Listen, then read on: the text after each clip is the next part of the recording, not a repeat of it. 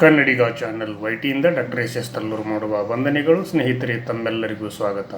ನಾನಿವತ್ತು ಹೇಳ್ತಿರ್ತಕ್ಕಂಥ ಈ ಸಂಚಿಕೆಯಲ್ಲಿ ಬರ್ತಿರ್ತಕ್ಕಂಥ ವಿಷಯ ನಿಜಕ್ಕೂ ಕೂಡ ಹೆಣ್ಮಕ್ಳು ಮೊದಲು ನೋಡಬೇಕಾಗಿರ್ತಕ್ಕಂಥದ್ದು. ಜೊತೆಗೆ ಪ್ರತಿಯೊಬ್ಬರು ಕೂಡ ಈ ಸಂಚಿಕೆಯನ್ನು ನೋಡಿರಿ, ನಿಮ್ಮ ಅಭಿಪ್ರಾಯಗಳನ್ನು ನನ್ನ ಜೊತೆಗೆ ಹಂಚಿಕೊಳ್ಳ್ರಿ ಅಂತ ಹೇಳ್ತಾ ಇವತ್ತಿನ ಸಂಚಿಕೆಯನ್ನು ನಾನು ಪ್ರಾರಂಭ ಮಾಡ್ತಾ ಇದ್ದೀನಿ. ಇದು ತಮಿಳುನಾಡಿನ ಚೆನ್ನೈನಲ್ಲಿ ನಡೆದಿರ್ತಕ್ಕಂಥ ಒಂದು ಘಟನೆ. ಇದು ಕೂಡ 2018ರಂದು ನಡೆದಿರ್ತಕ್ಕಂಥ ಈ ಘಟನೆ ನಿಜಕ್ಕೂ ಕೂಡ ಬೆಚ್ಚಿ ಬೀಳಿಸ್ತಿರ್ತಕ್ಕಂಥ ಒಂದು ಘಟನೆ. ಈ ಘಟನೆಯಿಂದ ಪಾಠ ಕಲಿಬೇಕಾದಂಥ ಪರಿಸ್ಥಿತಿ ಪ್ರತಿಯೊಬ್ಬರಿಗೂ ಕೂಡ ಬರಬೇಕು ಅನ್ನುವಂಥ ಆಶಾಭಾವನೆಯಿಂದ ಈ ಸಂಚಿಕೆಯನ್ನು ನಾನು ಮಾಡ್ತಾ ಇದ್ದೇನೆ. ಯಾಕಂದರೆ ವಿಜಯ್ ಅನ್ನುವಂಥ ಒಬ್ಬ ವ್ಯಕ್ತಿ, ಅಂದರೆ ಯುವಕ, ಸಾಫ್ಟ್ವೇರ್ ಕೆಲಸ ಮಾಡ್ತಿರ್ತಾನೆ. ಜೊತೆಗೆ ಕ್ಯಾಂಟ್ರಿಂಗ್ ಕೆಲಸ ಕೂಡ ಮಾಡ್ತಿರ್ತಾನೆ. ಆಮೇಲೆ ಇವನದೇ ಆಫೀಸ್ನಲ್ಲಿ ಕೆಲಸ ಮಾಡ್ತಿರ್ತಕ್ಕಂಥ ಒಬ್ಬ ಯುವತಿಯ, ಅಂದರೆ ಆಕೆ ರಿಸೆಪ್ಷನಿಸ್ಟ್ ಆಗಿರ್ತಾಳೆ, ಅವಳು ಪರಿಚಯ ಆಗಿ ಪ್ರೇಮ, ಪ್ರೀತಿ, ಪ್ರಣಯ ಅಂಥೇಳಿ ಅವರಿಬ್ಬರೂ ಕೂಡ ಸುತ್ತಾಡ್ತಾರೆ ಹಾಗೂ ಮದುವೆಯನ್ನು ಕೂಡ ಮಾಡಿಕೊಳ್ತಾರೆ. ಹೀಗಿರುವಾಗ ಕೆಲವೊಂದು ದಿವಸಗಳಾದ ಮೇಲೆ ಇವರ ಒಂದು ದಾಂಪತ್ಯ ಜೀವನ ನಿಜಕ್ಕೂ ಕೂಡ ಸಂತಸದಾಯಕವಾಗಿ ಇರ್ತೈತಿ. ಜೊತೆಗೆ ಈ ಒಂದು ಸಂದರ್ಭದಲ್ಲಿ ಅವರಿಗೆ 3 ಜನ ಮಕ್ಕಳು ಹುಟ್ಟುತ್ತಾರೆ. 3 ಜನ ಮಕ್ಕಳು ಹುಟ್ಟಿದ ಮೇಲೆ ಇನ್ನೇನು ಮಕ್ಕಳನ್ನು ಜೋಪಾನ ಮಾಡಿದರಾಯಿತು ಅಂಥೇಳಿ ವಿಜಯನ ಹೆಂಡತಿ ಕೆಲಸನೂ ಬಿಡ್ತಾಳೆ. ಕೆಲಸ ಬಿಟ್ಟು ಮನೆಯಲ್ಲಿ ಮಕ್ಕಳ ಪಾಲನೆ ಆರೈಕೆ ಮಾಡೋದಕ್ಕೋಸ್ಕರ ಮನೆಯಲ್ಲೇ ಉಳ್ಕೊಳ್ತಾರೆ.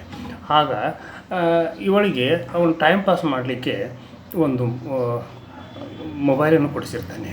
ಆ ಮೊಬೈಲನ್ನೇ ನಿಜಕ್ಕೂ ಕೂಡ ಇವಳ ಬಾಳಿನಲ್ಲಿ ಬಿರುಗಾಳಿ ಎಬ್ಬಿಸಿತು ಅನ್ನುವಂಥ ಮಾತನ್ನು ಕೂಡ ಈ ಸಂದರ್ಭದಲ್ಲಿ ನಾನು ಹೇಳಲಿಕ್ಕೆ ಬಯಸ್ತೀನಿ. ಯಾಕಂದರೆ ಎಷ್ಟೇ ಪ್ರಯತ್ನ ಪಟ್ಟರೂ ಕೂಡ ಈಗಿನ ಕಾಲದ ಮಹಿಳೆಯರು ಹಾಗೂ ಪುರುಷರಾದಿಯಾಗಿ ಮಕ್ಕಳಾದಿಯಾಗಿ ಪ್ರತಿಯೊಬ್ಬರು ಕೂಡ ಮೊಬೈಲ್ ಗೀಳಿಗೆ ಬಿದ್ದು ತಮ್ಮ ಜೀವನವನ್ನೇ ಹಾಳು ಮಾಡಿಕೊಳ್ತಿರ್ತಕ್ಕಂಥ ಪರಿಸ್ಥಿತಿ ನಿರ್ಮಾಣವಾಗ್ತಾ ಇರೋದು ಕೂಡ ಅಷ್ಟೇ ಸತ್ಯ.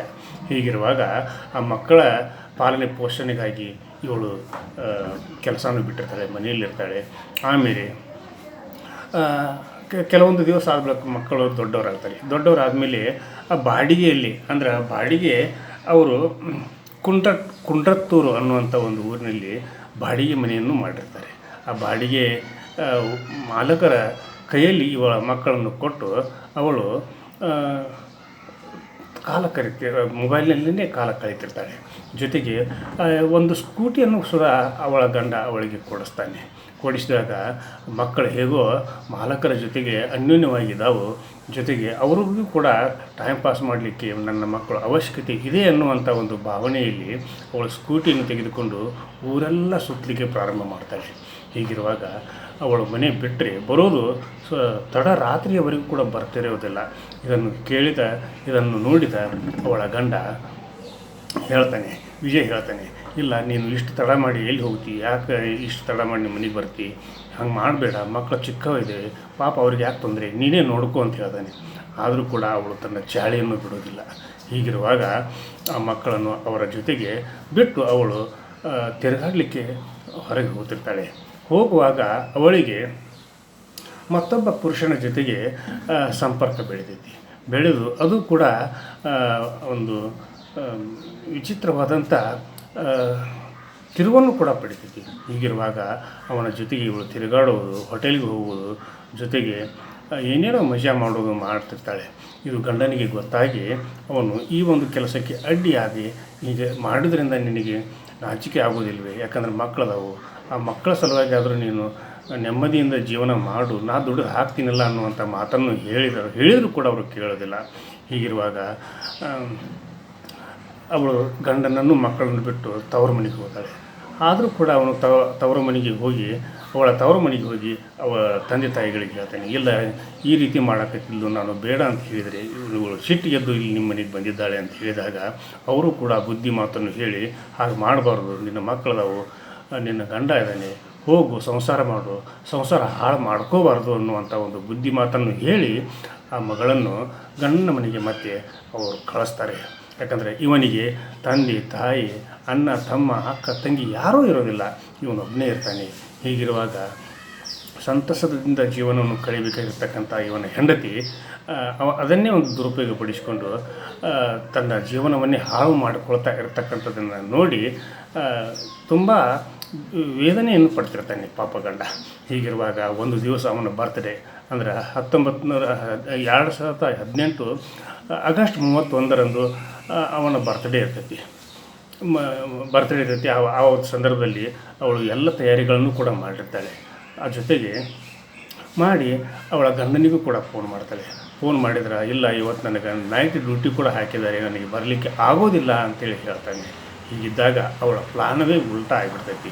ಜೊತೆಗೆ ಏನು ತೋರಿಸಿದಂತಾಗಿ ಮಕ್ಕಳಿಗೆ ನಿದ್ರೆ ಮಾತ್ರೆಗಳನ್ನು ಬೆರೆಸಿ ಪಾಯಸದಲ್ಲಿ ಬೆರೆಸಿ ಕೊಡ್ತಾಳೆ.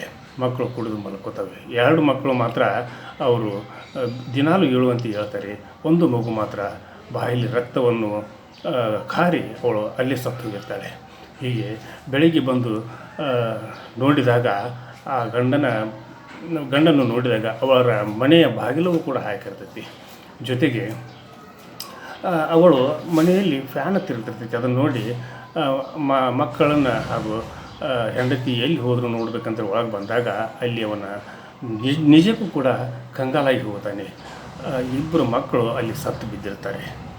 ಬಿದ್ದಾಗ ಆ ಮಕ್ಕಳನ್ನು ಎತ್ತಿಕೊಂಡು ಆಸ್ಪತ್ರೆಗೆ ಹೋದಾಗ ಇವರಿಬ್ಬರು ಕೂಡ ಉಸಿರುಗಟ್ಟಿ ಸತ್ತು ಹೋಗಿದ್ದಾವೆ ಅನ್ನುವಂಥ ಮಾತನ್ನು ಹೇಳಿದಾಗ ನಿಜಕ್ಕೂ ತಂದೆ ದಿಗ್ಭ್ರಮೆಗೆ ಒಳಗಾಗ್ತಾನೆ. ಹಾಗಿರುವಾಗ ಪೊಲೀಸ್ ಕಂಪ್ಲೇಂಟನ್ನು ಕೊಡ್ತಾನೆ.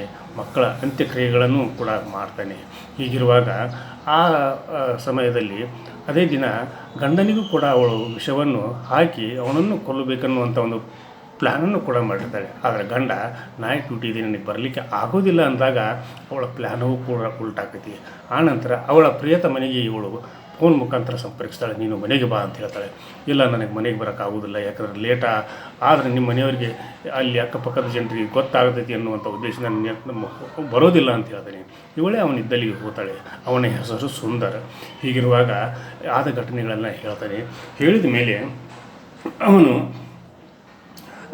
ಕುಂಡ್ರತ್ತೂರು ಆಮೇಲೆ ಬಾಡಿಗೆಯನ್ನು ಇರ್ತಾರಲ್ಲ ಅವರು, ಆಮೇಲೆ ಅವರು ಬಿರಿಯಾನಿ ಅಂಗಡಿಯಲ್ಲಿ ಕೆಲಸ ಮಾಡ್ತಿರ್ತಕ್ಕಂಥ ಸುಂದರನನ್ನು ಪ್ರೀತಿ ಮಾಡ್ತಿರ್ತಾರಲ್ಲ, ಆ ಸಂದರ್ಭದಲ್ಲಿ ಅವನು ಸುಂದರನಂತರ ಹೋಗ್ತಾಳೆ. ಹೋಗಿ ಅವಳು ಕೋಯಂಬೀಡು ಅನ್ನುವಂಥ ಒಂದು ಬಸ್ ನಿಲ್ದಾಣಕ್ಕೆ ಹೋಗಿ ಅವಳನ್ನು ನಾಗರಕೊಳ ಅನ್ನುವಂಥ ಊರಿಗೆ ಕಳಿಸಿಕೊಡ್ತಾನೆ. ಆ ನಂತರ ಅವರು ಮುಂದೆ ಕೇರಳಕ್ಕೆ ಕೂಡ ಹೋಗುವಂಥ ಒಂದು ಪ್ಲ್ಯಾನನ್ನು ಕೂಡ ಹಾಕ್ಕೊಂಡಿರ್ತಾರೆ. ಈ ಸಂದರ್ಭದಲ್ಲಿ ಪೊಲೀಸರು ವಿಚಾರಣೆಗೆ ಸುಂದರನನ್ನು ಒಳಪಡಿಸಿದಾಗ ಅವನು ತಪ್ಪು ಒಪ್ಪುತ್ತಾನೆ. ಜೊತೆಗೆ ಅವಳನ್ನು ಕೂಡ ಮೊಬೈಲ್ ಚೆಕ್ ಮಾಡಿ ಅವಳ ಇರುವಿಕೆಯನ್ನು ಕೂಡ ಕಂಡು ಹಿಡಿದು ಅವಳನ್ನು ಶಿಕ್ಷೆಗೆ ಗುರಿಪಡಿಸಬೇಕಂತೇಳಿ ಅವರನ್ನು ಕೋರ್ಟಿಗೆ ಪ್ರೊಡ್ಯೂಸ್ ಮಾಡ್ತಾರೆ. ಮಾಡಿದಾಗ ಅವಳ ಮೇಲೆ ಸಿಕ್ಕಾಪಟ್ಟೆ ದೊಡ್ಡ ಕೇಸುಗಳನ್ನು ಹಾಕಿ ಅವಳಿಗೆ ಹೊರಗೆ ಬರದಂತೆಯೇ ಕೇಸನ್ನು ಹಾಕಿರ್ತಾರೆ ಪೊಲೀಸರು. ಆಗಿರುವಾಗ ಆ ಒಂದು ನ್ಯಾಯದೇವತೆಯ ಕಣ್ಣು ಇಷ್ಟರಲ್ಲಿಯೇ ನ್ಯಾಯದೇವತೆ ಕಣ್ಣು ತೆರೆದು ಇವಳಿಗೆ ಶಿಕ್ಷೆಯ ಪ್ರಮಾಣವನ್ನು ಪ್ರಕಟಿಸುವಂಥ ಸನ್ನಿಹಿತದ ಸ್ಥಿತಿಯಲ್ಲಿ ಕೂಡ ಇದೆ. ಇದನ್ನು ಕಂಡು ಈ ಪ್ರತಿಯೊಬ್ಬರು ಕೂಡ ಈ ಒಂದು ಘಟನೆಯಿಂದ ಪಾಠ ಕಲಿಯಬೇಕಾದದ್ದೇನೆಂದರೆ, ಮಹಿಳೆಯರು ಯಾವಾಗಲೂ ಕೂಡ ಮನೆ, ಮಕ್ಕಳು, ಗಂಡ, ತನ್ನ ಸಂಸಾರ ಅನ್ನುವಂಥ ಒಂದು ಮಾತನ್ನು ಅರಿತು, ಒಂದು ಪರಿಸ್ಥಿತಿಯನ್ನು ಅರಿತು ಜೀವನ ಮಾಡಿದರೆ ಅವರ ಬಾಳು ಬಂಗಾರವಾಗ್ತೈತಿ. ಯಾಕಂದರೆ ಏನೋ ಮಾಡಲಿಕ್ಕೆ ಹೋಗಿ ಏನೋ ಆಯಿತು ಅಂತಾರಲ್ಲ, ಅದೇ ರೀತಿಯಾಗಿ ನಮ್ಮನ್ನು ಹೊಗಳುವಂಥ ಸಾಕಷ್ಟು ಪುರುಷರು ಇರ್ತಾರೆ. ಆ ಹೊಗಳಿಕೆಗೆ ನಾವು ಯಾವತ್ತೂ ಕೂಡ ನಮ್ಮ ತಲೆಯನ್ನು ಕೊಡಬಾರ್ದು.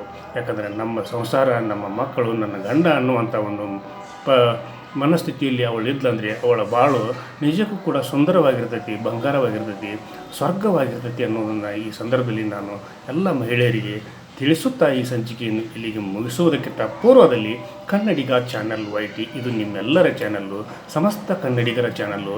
ಕನ್ನಡಿಗ ಚಾನಲ್ YTಗೆ ಇಲ್ಲಿವರೆಗೆ ಯಾರು ಸಬ್ಸ್ಕ್ರೈಬ್ ಮಾಡಿಲ್ವೋ ಪ್ರತಿಯೊಬ್ಬರು ಕೂಡ ಸಬ್ಸ್ಕ್ರೈಬ್ ಮಾಡಿರಿ, ಶೇರ್ ಮಾಡಿರಿ, ಲೈಕ್ ಮಾಡಿರಿ, ಕಮೆಂಟನ್ನು ಕೂಡ ನನ್ನ ಜೊತೆಗೆ ಹಂಚ್ಕೊಳ್ರಿ ಅಂತ ಹೇಳ್ತಾ ಈ ಸಂಚಿಕೆಯನ್ನು ಪ್ರತಿಯೊಬ್ಬರಿಗೂ ಕೂಡ ತಲುಪಿಸುವಂಥ ಕೆಲಸವನ್ನು ಮಾಡಿರಿ ಅಂತ ನಿಮ್ಮಲ್ಲಿ ವಿನಂತಿ ಪೂರ್ವಕವಾಗಿ ಕೇಳಿಕೊಂಡು ಈ ಇವತ್ತಿನ ಸಂಚಿಕೆಯನ್ನು ಇಲ್ಲಿಗೆ ಮುಗಿಸಿ ನಾಳಿನ ಸಂಚಿಕೆಯೊಂದಿಗೆ ತಮ್ಮ ಜೊತೆಗೆ ಹಾಜರಾಗ್ತೀನಿ. ಅಲ್ಲಿವರೆಗೂ ನನ್ನ ನಮಸ್ಕಾರ.